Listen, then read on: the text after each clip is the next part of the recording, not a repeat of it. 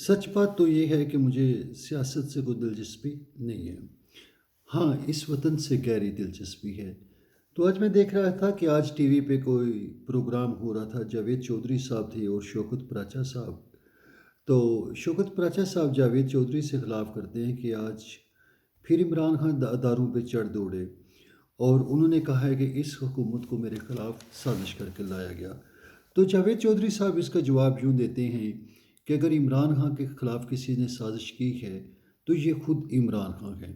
کہ عمران خان کی پہلے بھی میں نے جو ان کے پروگرام سنے ہیں ان میں کنفرم ہوتا ہے کہ وہ عمران خان کو ایک بلنڈر خان سمجھتے ہیں، جس کے اندر عقل، شعور یا فکر والی کوئی بات ہے ہی نہیں۔ وہ بلنڈر پہ بلنڈر کرتا چلا جاتا ہے اور اس کی غلطیاں وہ گنواتے چلے جاتے ہیں۔ تو ٹھیک بات ہے، ان کا اپنا ویو پوائنٹ ہے۔ تو انہوں نے خود بتایا کہ ان کو جنرل باجوہ سمجھا رہے تھے، D G I S P R سمجھا رہے تھے، ان کی پارٹی کے لوگ سمجھا رہے تھے کہ خان صاحب ہم ٹھیک ڈائریکشن میں نہیں جا رہے ہیں، مگر خان صاحب کسی کی بات سنتے ہی نہیں تھے۔ اس کے بعد ان کو ایم کیو ایم چھوڑ کے چلی گئی۔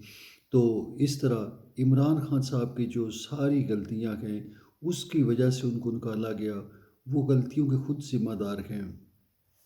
تو پھر انہوں نے یہ بھی حوالہ دیا کہ جنرل باجوہ صاحب کے پاس ان کی پارٹی کے لوگ گئے اور انہیں کہا کہ آپ ایکسٹینشن لیں، 65 سال کی ایج تک لے لیں، پھر تاحیات بھی آپ پاک آرمی کے چیف رہ سکتے ہیں، جب آپ کے پاس موقع ہے تو آپ فائدہ اٹھائیں۔ تو یہ ساری باتیں ہم ٹی وی پہ جاوید چودھری صاحب کر رہے تھے۔ تو ان کے تجزیے سے پتہ چلتا ہے کہ جو رجیم چینج آپریشن ہے اس کے حقیقی کردار جو ہیں وہ جنرل باجوہ صاحب اور D G I S P R ہی ہیں، جنہوں نے یہ ساری پلان کیا۔ اب اگر ہم نواز شریف صاحب کی تقریر کا حوالہ دیں تو انہوں نے بھی جنرل باجوہ سے کہا کہ باجوہ صاحب آپ کو جواب دینا ہوگا۔ پھر خدائی مخلوق جو ہے اس کے بارے میں بڑا کلیئر کٹ آ گئی ہیں باتیں کہ وہ خدائی مخلوق کون سی تھی۔ تو اب ہم دیکھتے ہیں کہ آدھا بٹو، آدھا زرتاری، آدھا تیتر، آدھا بٹیر، آدھا ہیچ مالو، آدھا بقول رشید کوئی اور، بقول شیخ رشید کوئی اور چیز۔ تو وہ بار بار کہہ رہے تھے بلاول صاحب کہ اے، عمران خان کو وہ کبھی انہوں نے یہ نہیں کہا کہ یہ الیکٹڈ ہے، بلکہ وہ کہتے تھے سلیکٹڈ۔ بارہا انہوں نے سلیکٹڈ کا لفظ عمران خان کے لیے یوز کیا۔ تو عمران خان کو سلیکٹ کس نے کیا تھا؟ تو اس کے بعد عمران خان کا یہ روس کا دورہ جو ہے وہ امریکہ کو لازمی طور پہ ناگوار گزرتا ہے، اور اس کے بعد عمران خان کو جب نکال دیا گیا تو اس کے ایک خط تھا، انہوں نے بار بار خط اپنی سپیچز کے اندر جگہ جگہ لہرایا، اور انہوں نے کہا کہ یہ خط دکھایا اور یہ کہا کہ مجھے نکالا گیا ہے اور یہ ساری امریکہ کی طرف سے یہ سازش میرے خلاف ہوئی ہے۔ چلے اس خط کو اگر آپ جھوٹ کہتے ہیں تو 99% جھوٹ کہہ لیں، کم سے کم 1% تو آپ اس کو سچ رہنے دیں۔ مگر جس قوم میں غیرت نہ ہو وہ سچ کو سچ تسلیم ہی نہیں کر سکتی، وہ حقیقت سے آنکھیں چرا لیتی ہے۔ بہرحال عمران خان کا روس جانا امریکہ کو ناگوار گزرتا ہے اور اس میں کوئی شک ہے بھی نہیں۔ جیسے الف لام میم ذالک الکتاب ہے، جیسے قرآن میں کوئی شک نہیں ہے، ایسے ہی ہمیں تسلیم کرنا چاہیے کہ امریکہ کی خدائی میں بھی کوئی شک نہیں۔ اس وقت دنیا کا اگر واحد خدا ہے تو وہ امریکہ ہی ہے، جس کی مرضی ہر طرف چلتی ہے اور وہ ہر طرف ہر چیز کو کنٹرول کر رہا ہے۔ جیسے خدا کو شرک پسند نہیں، اسی طرح امریکہ کو روس کی شراکت پسند نہیں۔ خدا رزاق ہے، اسی طرح امریکہ بھی ہمارے رزق کا بندوبست کرتا ہے، امریکہ ہماری امداد کرتا ہے، خدا کی رسی دراز ہے۔ اور اسی طرح جنرل باجوہ صاحب اور باقی لوگوں نے خان صاحب کی سمجھایا، انہوں نے ان کو ٹائم دیا، ان کی پارٹی کے لوگوں نے ان کو سمجھایا، مگر پھر ان کی رسی کھینچ لی گئی، ان کو ٹائم دیا گیا۔ تو جاوید چودھری صاحب نے کہا کہ جیسے ان کو حکومت سے نکالا گیا تو یہ خود خان صاحب کی اپنی نااہلی کی وجہ سے تھی۔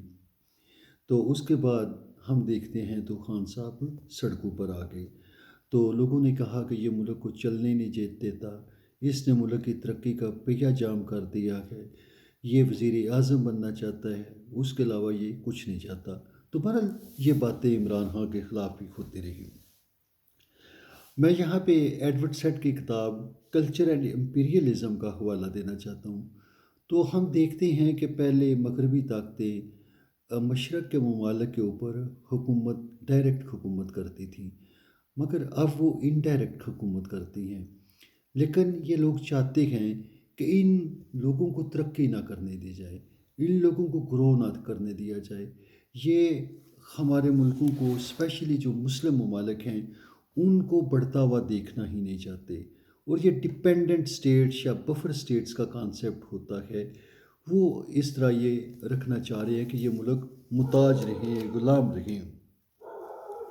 اور ہم دیکھتے ہیں اگر یہ ہمارے جو انٹلیکچوئلس ہیں، یہ ہمارے جتنے حکمران لوگ ہیں، یہ ان لوگوں کے ہاتھوں میں پپٹس ہیں، مغربی حکومتوں کے ہاتھوں میں یہ لوگ سب جو ہے وہ پپٹ ہیں۔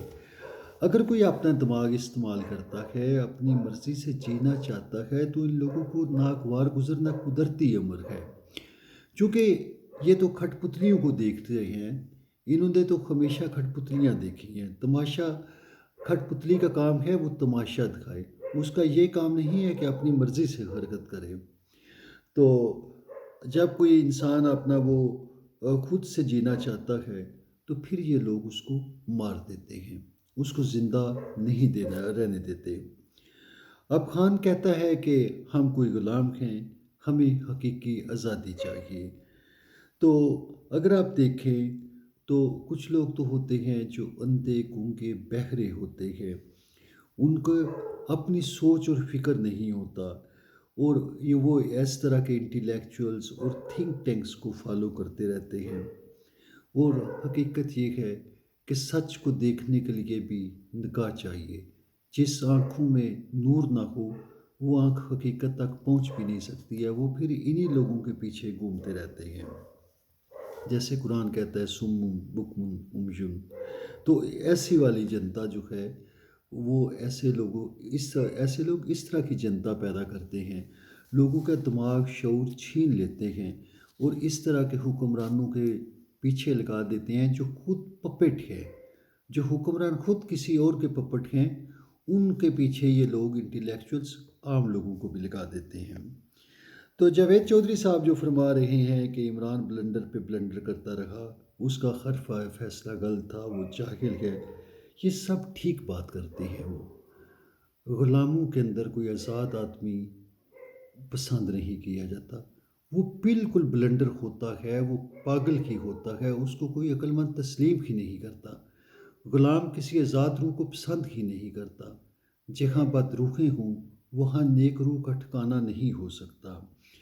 ان کو اس کا ہر کام الٹ ہی لگتا ہے، وہ واقعہ ہی الٹ چلتا ہے۔ آزاد روح اور غلام روحوں میں یہی فرق ہوتا ہے۔ اگر ہم کہتے ہیں کہ خان کامیاب ہو گیا تو پھر صورتحال کچھ اور ہوگی، ورنہ 75 سال آزادی ہم دیکھ چکے ہیں۔ اس ملک کے اندر ہم دیکھ چکے ہیں کہ یہ آزاد ہوا، اسلام کے نام پر بنا، اسلام کا قلعہ بنا، اور سب سے زیادہ بھیانک مذاق اسلام کا ہمارے ہاں ہے، شاید کسی دنیا کے اور ملک میں ہو، بلکہ ہے۔ All the Muslim states are playing with Islam one way اور دا ادر۔ تو ہم نے ایوب خان کا دور دیکھا ہے، ضیاء صاحب کا اسلام کا دور دیکھا جس میں وہ امیر المومنین تھے، اور ساری مخلوق کو انہوں نے غلام بنایا ہوا تھا، اور خود امریکہ کے غلام تھے۔ تو ماشاءاللہ امریکہ ان سے جب تک خوش تھا انہوں نے بڑے خدا بن کے رول کیا انہوں نے بھی۔ تو مشرف صاحب کا بھی ہم دور دیکھ چکے ہیں، اور اب ماشاءاللہ باجوہ صاحب، کیا بات ہے، یہ تو آب زمزم سے نہائے ہوئے ہیں، ان کی تو عظمت کو سلام ہے۔ اخلاقیات، کردار، انسانیت ان پہ ختم ہے۔ اتنا عظیم شخص تو شاید ہی صدیوں میں پیدا ہوتا ہے۔ بہرحال another Caesar from above, Caesars are coming from the same thing۔ تو اب آگے ہم دیکھتے ہیں کہ عوام جو ہے اس کی کیا صورتحال ہے۔ آپ دیکھیں، یقین کریں کہ موسٹلی پیپل لو عمران مور دین اینی ادر تھنگ۔ وہ سمجھتے ہیں کہ عمران اس ملک کا، اس قوم کا آخری وہ ستارہ ہے جو ان کو آزادی دے گا۔ اگر کوئی کہتے کہ لوہار خاندان کی حکومت، یہ تو لوگوں کا خون چوسنے کے لیے آئے ہوئے ہیں۔ لوگوں کو ایک وقت تھا کہ عمران کی پاپولیرٹی نیچے گری تھی، ہمیں خود برا لگ رہا تھا کہ یہ مہنگائی کے پہ مہنگائی کر رہا ہے، مگر ان لوگوں کو دیکھ کے تو پتہ چلا ہے کہ یہ تو لوٹ مار کا ایک، جیسے ہوتا ہے نا وہ ان کو تھوڑا وہ جو موقع بیچ میں نہیں ملا، انہوں نے اس کو ڈبل ٹرپل کر کے عوام کو لوٹا ہے۔